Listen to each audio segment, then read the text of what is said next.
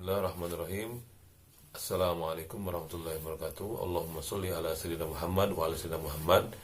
Kembali bersama saya di Tansal 2419. Apa kabar semuanya? Semoga teman-teman selalu dalam keadaan sehat walafiat. Begitupun dengan saya selalu dalam keadaan sehat walafiat. Kali ini saya ingin berbagi tentang apa yang telah saya dapatkan dari kajiannya Kiai Muhammad Bait dalam pembahasan Al-Hikam yang kedua. Saya sedikit mencatat yang menjadi poin-poinnya saja. Semoga apa yang nanti saya akan bacakan bisa bermanfaat bagi teman-teman dan bagi saya juga. Baik, kali ini saya akan membacakannya. Bahwasannya kita itu diciptakan oleh Allah Subhanahu wa taala tidak lain untuk beribadah kepada Allah Subhanahu wa taala.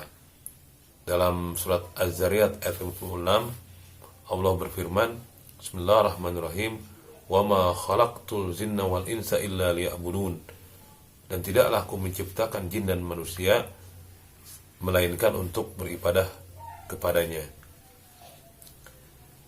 Namun dalam melaksanakan ibadah kepada Allah Subhanahu wa taala, manusia membutuhkan kekuatan dan membutuhkan kebutuhan-kebutuhan untuk beribadah kepada Allah Subhanahu wa taala, seperti kekuatan dan makanan serta pakaian untuk bisa beribadah kepada Allah Subhanahu wa taala. Dan Allah membagi-bagi kepada kita dalam mencari kehidupannya, dalam mencukup kehidupannya itu dibagi-bagi. Ada yang disebut dengan asbab, itu orang yang memang untuk mencukupi kehidupannya itu harus dengan berusaha, berdagang ataupun bekerja.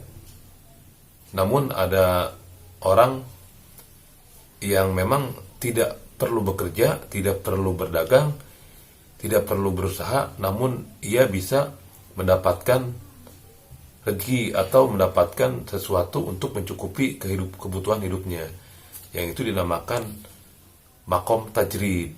Makom tajrid ini seorang bisa mendapatkan rezekinya mungkin dari pemberian orang atau mendapat kiriman dari orang, dan mungkin dia mempunyai warisan yang cukup banyak yang memang bisa mencukupi kebutuhan hidupnya sehari-hari untuk beribadah kepada Allah Subhanahu wa taala. Kemudian Muhammad Bait menjelaskan tanda-tanda atau ciri-ciri orang yang memang oleh Allah masih diridhoi untuk tetap bertahan di makam asbab atau makam untuk berusaha, untuk berdagang ataupun bekerja dalam mencukupi kehidupannya sehari-hari dalam rangka beribadah kepada Allah Subhanahu wa taala. Yang pertama yaitu usaha yang dijalankannya itu mencukupi kebutuhan hidupnya, dan usahanya itu bahkan bisa membantu orang lain. Yang kedua yaitu usaha yang dijalankannya selama ini tidak melalaikan untuk beribadah kepada Allah, zikrullah kepada Allah. Jadi sembayangnya tidak ketinggalan, walaupun bekerja, walaupun berdagang, masih bisa tadarusan dan masih bisa aktif di pengajian. Yang ketiga, usaha yang dijalankannya itu tidak menarik pada sesuatu yang diharamkan oleh Allah Subhanahu wa taala. Usahanya yang keempat yaitu usahanya bisa bergaul dengan orang-orang yang baik. Kemudian ciri yang kelima, usahanya tidak berhubungan dengan orang-orang yang ahli maksiat.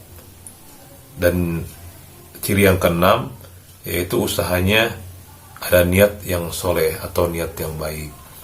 Kemudian Kiai Muhammad Bait juga menjelaskan ciri-ciri dan tanda-tanda Allah ridho kepada orang-orang yang tajrid atau orang yang tidak berusaha tapi cukup dengan ekonominya, yaitu ciri-cirinya yang pertama, Allah selalu mudahkan baginya kecukupan selama tidak berusaha dan tidak berdagang, tapi selalu cukup. Yang kedua, Allah jadikan dirinya tentram ketidaktiadaannya, tidak ada sesuatu atau harta, tidak ada makanan atau tidak ada apa-apa, tapi hatinya tetap tenang. Ciri yang ketiga, tidak ada ketamakan kepada dirinya terhadap kepemilikan orang lain.